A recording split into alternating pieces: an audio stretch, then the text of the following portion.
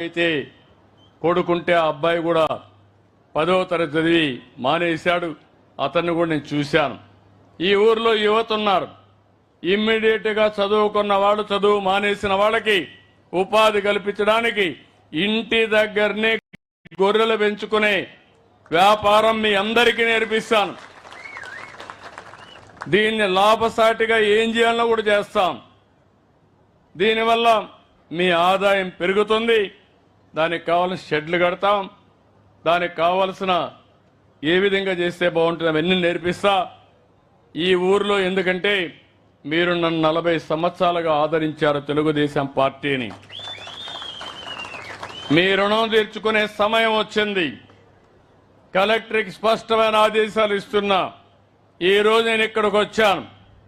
ఈ గ్రామం దశ దిశ మార్చే బాధ్యత కలెక్టర్ పైన ఉంది, ఎమ్మెల్యే పైన ఉంది. ఏదో ఒక రోజు రావడం పోవడం కాదు, ఇవన్నీ చేస్తామని చెప్పి కూడా నేను మీకు తెలియజేస్తున్నా. చాలా మందికి అనుమానం కూడా ఉంది ఇవన్నీ అయిపోతాయని. ఒకే రోజు చేయలేను. ఎందుకంటే నాకు కూడా వారసత్వంగా వచ్చిన ఆర్థిక సమస్యలు 10 లక్షల కోట్ల రూపాయల అప్పు ఉంది. మీకు కూడా 1 లక్ష రూపాయలు 2 లక్షల రూపాయలు అప్పు ఉంటే అప్పుకు వడ్డీ కట్టాలనా లేదా, తిరిగి అప్పు చెల్లించాలనా లేదా, మళ్ళీ సంపాదిస్తే దానికంటే ఎక్కువ మనకు మిగులుతుంది, లేకపోతే గిట్టుబాటు కాదు. నేను కూడా ఆ అవస్థలోనే ఉన్నాను. కానీ ఒకటే చెప్తున్నా, నాకు సంకల్పం ఉంది, కష్టపడే మనస్తత్వం ఉంది, రేపేం చేయాలో ఈరోజు చేసే ఆలోచన ఉంది. అందుకే మీ అందరికి హామీ ఇచ్చాను. సమిక్షేమం చేస్తాను, అభివృద్ధి సుజావుగా ముందుకు తీసుకెళ్తాను. మళ్లీ సంపద సృష్టించి ఆదాయం పెంచిన ఆదాయం నిరంతరం ఈ పేదవాళ్ళకే ఖర్చు పెడతానని చాలా స్పష్టంగా చెప్పాను. దీనికి కూడా అనేకమైన మార్గాలు ఆలోచిస్తున్నా నేను. అందుకనే ఇప్పుడు మీరు చూస్తే మొన్న ఉగాది, మళ్ళీ నేను రేపు ఒక మాట చెప్పాను.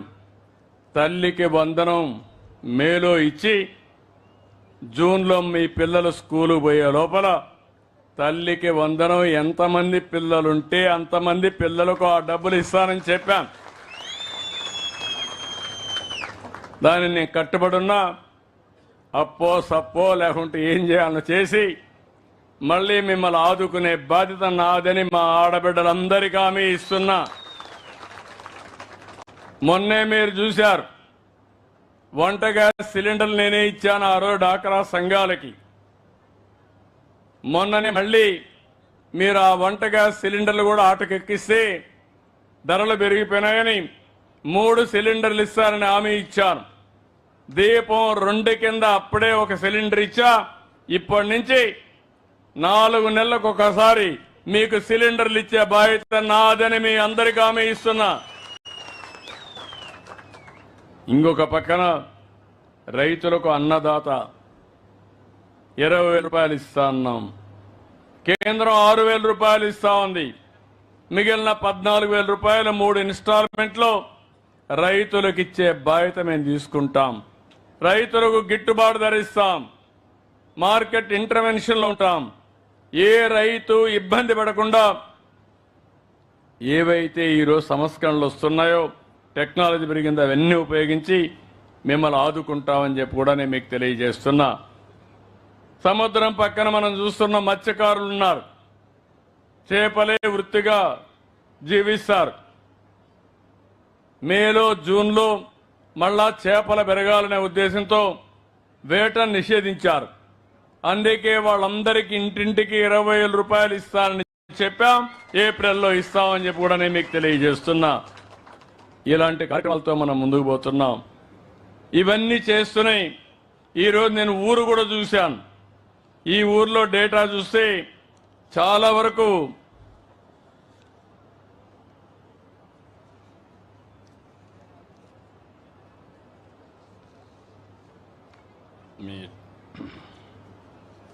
ఊర్లో కొన్ని విషయాలు నేను చూశాను, అన్ని స్టడీ చేశాను.